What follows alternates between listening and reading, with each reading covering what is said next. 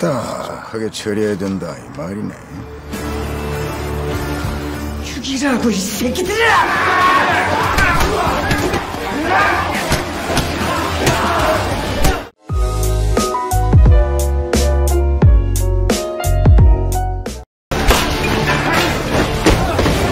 Sementara itu di luar gedung, diperlihatkan Inspektur Yomi yang akan dieksekusi dengan menggunakan sebuah pecahan gendul. Akhirnya dia berhasil meloloskan diri dan begitu menyadari kalau telah terjadi pengkhianatan, dia langsung menghajar partnernya yang menjadi pengkhianat dan menghubungi Pak Kepala Polisi 6 untuk meminta bantuan dari pusat. 청장님, 유미영입니다. Kembali ke detektif Gutak, walaupun di sini mereka menyadari kalau ujung-ujungnya akan kalah karena jelas-jelas kalah jumlah, namun setidaknya mereka tetap berusaha untuk memberikan perlawanan sampai kemudian muncul titik terang di mana Kepala Polisi 6 akhirnya datang dengan tim Brimobnya dan langsung menggerebek tempat tersebut. 대구박에 고속도로 뚫린다. 다 죽고.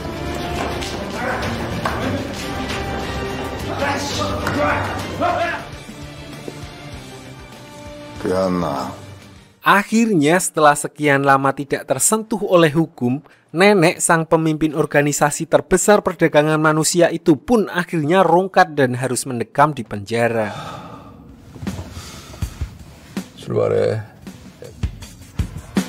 Singkat cerita, beberapa hari setelah penangkapan tersebut, diperlihatkan detektif Gutak masih terus menangkap para pelaku kejahatan di Korea dan kali ini dia dengan mudah menangkap salah satu gembong narkoba dan bahkan membulinya untuk melaporkan dirinya sendiri.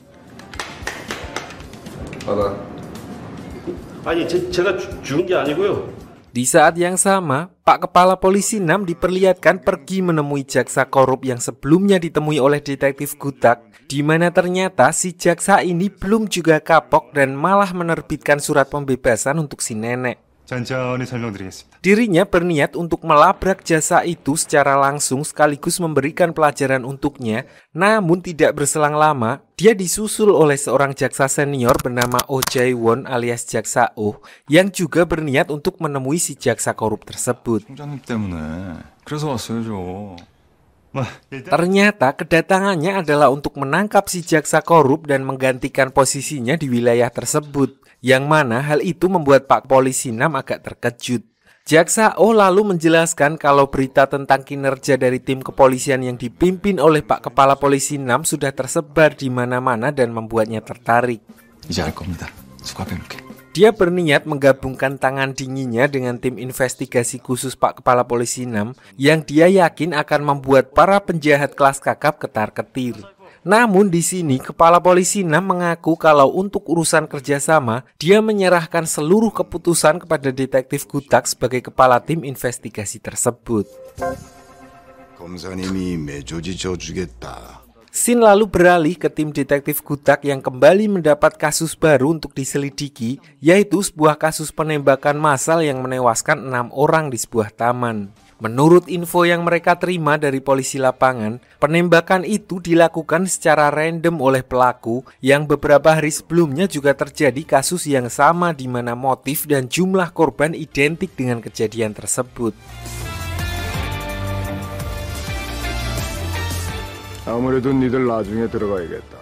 So malam harinya, Taesu kembali ke TKP untuk melakukan observasi yang mana dengan pengalamannya sebagai assassin pro, dia mencoba menempatkan dirinya sebagai pelaku saat kejadian penembakan berlangsung. Dan dari situ dia berhasil menyimpulkan kalau pelaku adalah seorang sniper yang terlatih dalam memperhitungkan tembakannya.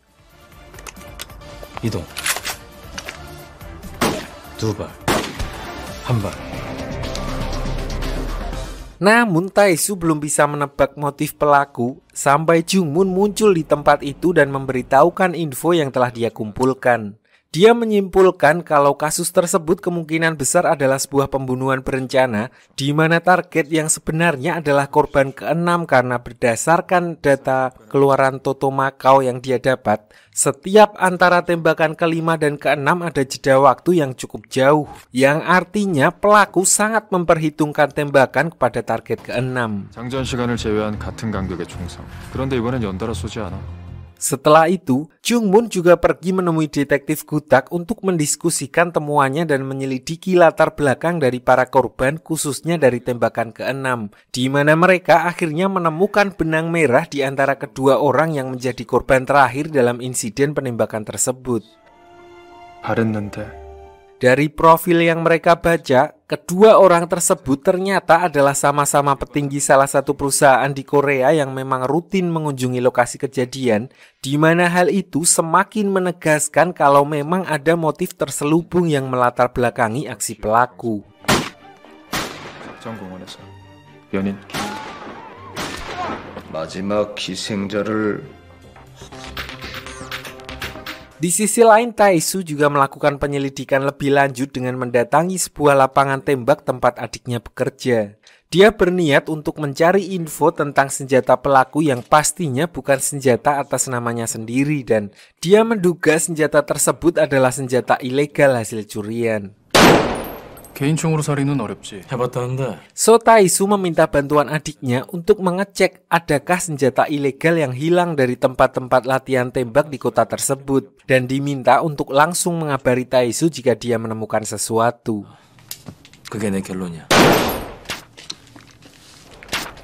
Sementara itu, Inspektur Yomi yang bertugas menyelidiki CCTV dari tempat kejadian akhirnya berhasil melacak sebuah taksi yang digunakan pelaku saat menjalankan aksinya. Dia pun segera mengabari Donli yang sebelumnya ditugaskan untuk memantau keadaan di lapangan bersama dengan anak buahnya. 준비 다 됐어요? 우회전. 저거 아니에요, 저거? 987호? Namun saat dia berhasil mengejar mobil pelaku dan berniat menggeledahnya, tiba-tiba di daerah sana juga muncul suara tembakan yang langsung membuat orang-orang panik.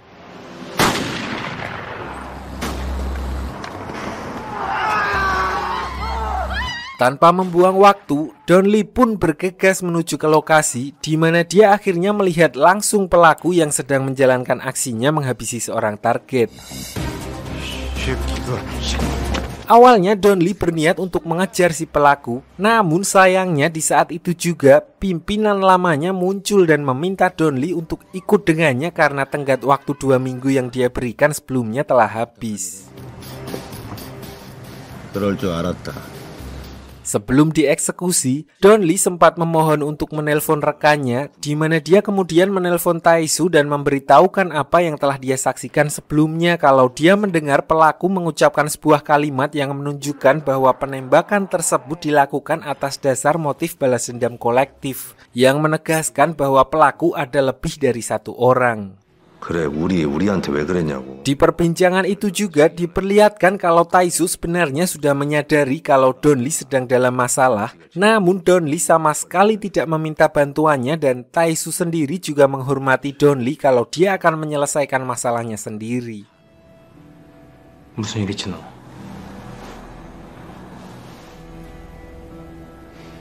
Di sisi lain, setelah Tae-soo baru saja datang dari tempat adiknya untuk mengambil informasi yang dimintanya sebelumnya, dia berniat pergi menemui detektif Gutak untuk sekalian memberitahukan info yang baru saja dia dapatkan. Namun ketika hendak keluar gedung, Tae-soo dihadang oleh sekelompok orang yang ternyata ingin menyewa jasanya untuk menghabisi Jungmun. 이놈.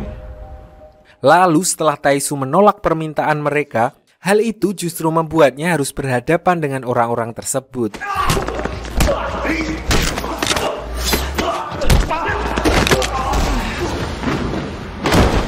Meskipun Tae-soo dapat dengan mudah mengatasi mereka, dia tetap harus ditahan atas keributan yang dia sebabkan. 이 사람 죽이라고 시킨 사람이 누구냐고.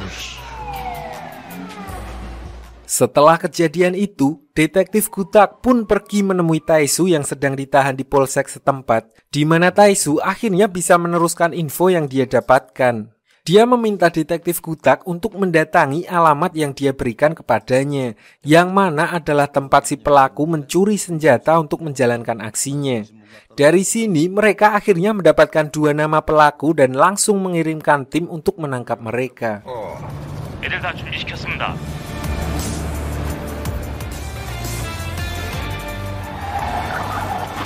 Singkat cerita, detektif Gutak dan timnya akhirnya berhasil menangkap salah satu pelaku, namun pelaku lainnya telah lebih dulu kabur dan pergi meninggalkan tempat persembunyiannya.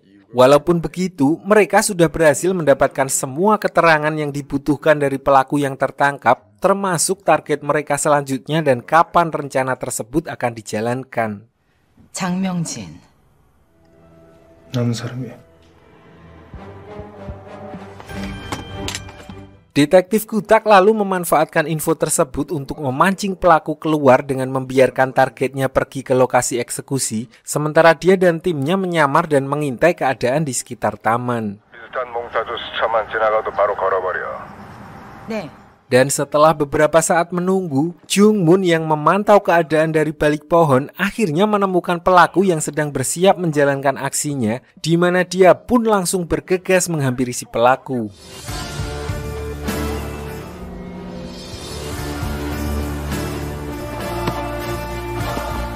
Karena panik, si pelaku lalu berusaha untuk kabur dan menyandra seorang perempuan. Namun dengan tenang, Jung Moon meyakinkannya dengan menjelaskan kalau kepolisian sudah mengetahui motif mereka yang ingin balas dendam karena tiba-tiba dipecat dari perusahaan imbas dari penggelapan uang yang dilakukan oleh para petinggi perusahaan, yang akhirnya membuat istrinya yang sedang sakit meninggal dunia. 실행한 사람이 삼진정기 인사팀장 강석호. Jung Moon pun berjanji untuk menangkap orang-orang tersebut dan memintanya untuk tidak lagi mengorbankan orang-orang random yang juga bekerja untuk menafkahi keluarganya.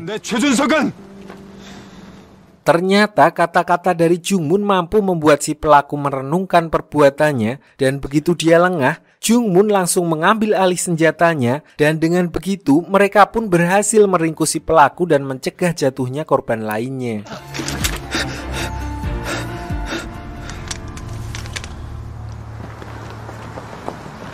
Tidak hanya itu, detektif Gutak juga menangkap si manajer atas dugaan penggelapan dan mengadilinya sesuai dengan seberapa tebal amplopnya nanti. Di sisi lain diperlihatkan kedekatan Don Lee dan bosnya, di mana Don Lee yang sebentar lagi akan dieksekusi masih diberikan kesempatan untuk melanjutkan misinya menghabisi Jung Moon. 그렇게 말했었잖아 나한테. 내가 죄 없는 사람 죽여달라디. Namun karena Don Lee sudah membulatkan tekadnya untuk tidak lagi menghabisi nyawa orang lain, khususnya lagi Jung Moon yang sudah berulang kali menolongnya, di sini dia dengan tegas menolak perintah tersebut dan lebih memilih untuk dieksekusi. Tidak ada pilihan lain, dengan berat hati, bosnya pun langsung memerintahkan anak buahnya untuk membawa Don Lee ke lokasi yang terpencil.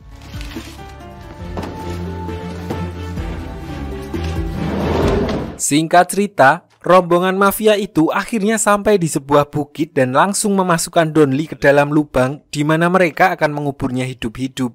Di saat yang bersamaan, sinyal dari gelang pelacak milik Don Lee seperti sengaja diaktifkan kembali dan tanpa membuang waktu, detektif Gutak langsung membawa timnya menuju ke lokasi Don Lee berada. Namun begitu sampai di sana, mereka hanya menemukan para mafia yang baru saja selesai mengubur Don Lee.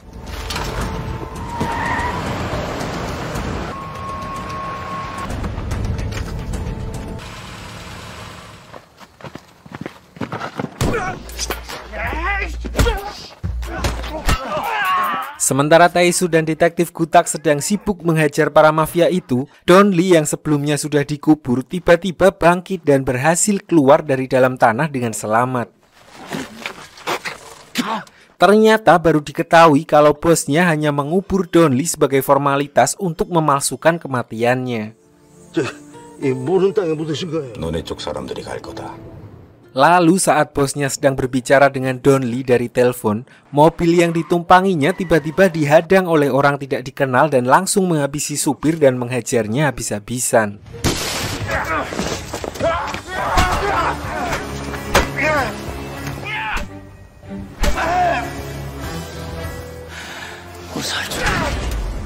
Don Lee yang mendengar kejadian itu dari balik telepon pun yakin kalau bosnya diculik dan merasa putus asa, dia merendahkan dirinya untuk memohon bantuan detektif Gutak agar menyelamatkannya. Awalnya di sini Inspektur Yomi keberatan kalau mereka harus ikut campur ke dalam urusan internal mafia. 아니, 납치라는 걸 어떻게 확신해요? Namun detektif Kutak justru berpendapat sebaliknya, di mana menurutnya mereka harus cepat menangani kasus tersebut karena Bos Donli adalah orang yang mengendalikan dunia permafiaan di kota tersebut, dan jika orang itu sampai tewas, maka kelompok-kelompok yang ada di bawahnya bisa dipastikan akan membuat keributan, atau gampangnya mereka akan berperang untuk merebut posisi ketua. Di sini karena kelompok mafia Donli adalah satu-satunya yang mendominasi daerah tersebut, maka mereka menyimpulkan kalau Bos Donli tidak mungkin diculik mafia lain, melainkan oleh salah satu anak buahnya sendiri yang berniat melakukan kudeta. 결론은 하나야. 쿠데타. 하극상이지. Untuk itu, mereka pun langsung menyusun rencana untuk mempersempit kecurigaannya dan menebar umpan dengan meminta Donli memanggil seluruh kelompok mafia yang ada di bawah kendali bosnya dan tetap merahasiakan penculikannya, di mana hal itu dilakukannya untuk mencari tahu kelompok mana yang kemungkinan melakukan pemberontakan dan menculik Bos Donli. 새끼한테 오다를 내렸을 거고. Di dalam pertemuan ini, mereka menyimpulkan kalau si pelaku akan datang tanpa ditemani dengan tangan kanannya sendiri karena pastinya sedang ditugaskan untuk menjaga bos besar yang diculik. Dari situ tersisa 6 kelompok di mana Donli lalu mempersempit lagi dengan berpura-pura menaikkan pajak yang tidak masuk akal bagi mereka. Dan satu-satunya orang yang kelihatan sinis dan tidak komplain dengan hal itu adalah penculiknya. 누가니까 내린 5단자 할 거 아니야. 데려간 사실을 아는 놈. 지랄 발광을 떨 거고. Setelah diamati, Donli mencurigai salah satu pemimpin kelompok yang gelagatnya mencurigakan dan langsung melaporkannya kepada detektif Kutak. Berdasarkan penilaian itu, mereka pun menyelidiki orang tersebut dan menyadap percakapan dari teleponnya, di mana dari percakapan itu akhirnya diketahui kalau bos besar saat ini masih hidup dan hendak dibawa ke gudang di sebuah pelabuhan. 또 앞 생산 창고. 인천 대흥부 손문기도 지금 출발한답니다. Untuk mempersingkat waktu, detektif Kutak lalu membagi tim menjadi 2. Dia dan Inspektur Yomi pergi ke markas pemimpin kelompok, sementara Donli dan yang lainnya pergi ke pelabuhan untuk menyelamatkan bos besar.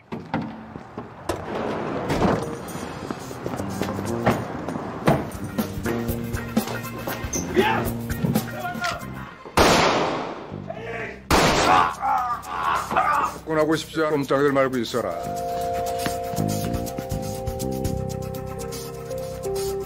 Lalu begitu sampai di pelabuhan, Donli justru tidak menemukan bos besar dan malah bertemu dengan rombongan mafia yang berniat melakukan pemberontakan kepada kelompoknya sendiri. Ternyata saat bos mereka berencana untuk menyingkirkan bos besar, anak buahnya justru berniat menggunakan kesempatan itu untuk menyabotase dan melimpai pemimpin mereka sendiri agar bisa menguasai seluruh kota secara instan.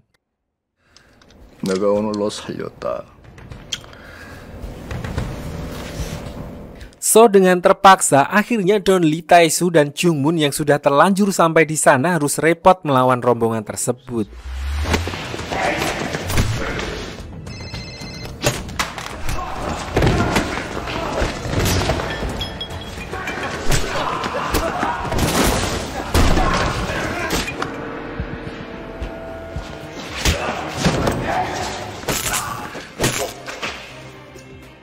Setelah berhasil menghajar kelompok mafia tersebut, Inspektur Yomi mengabarkan kalau detektif Kutak baru saja mendapat info dari polisi tentang keberadaan bos besar yang telah berhasil dilacak dari teleponnya.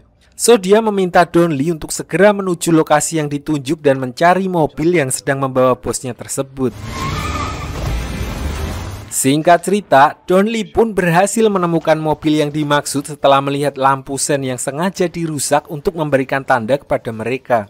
Sayangnya, orang yang mengendarai mobil itu menyadari kalau mereka sedang dikejar dan langsung banting setir untuk mengecoh Donli.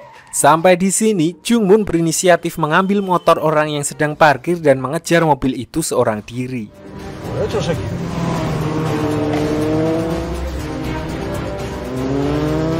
Dan akhirnya, Jungmun seorang diri berhasil menyusul mobil tersebut dan langsung memecahkan kaca depannya yang membuat mobil tersebut hilang kendali.